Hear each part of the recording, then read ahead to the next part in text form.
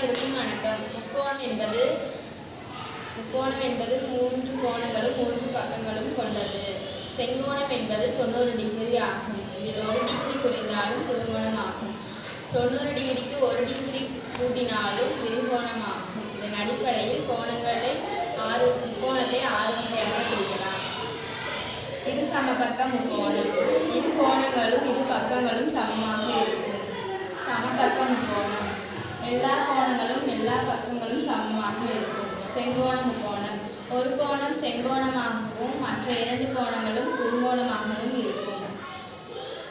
அசமபக்க முக்கோணம். எல்லா கோணங்களும் எல்லா பக்கங்களும் சமமில்லாமல் இருக்கும்.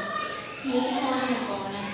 ஒரு கோணம் விரிகோணமாகவும் மற்ற 2 கோணங்களும் விரிகோணமாகவும் இருக்கும். குறுங்கோண முக்கோணம். எல்லா கோணங்களும் எல்லா பக்கங்களும்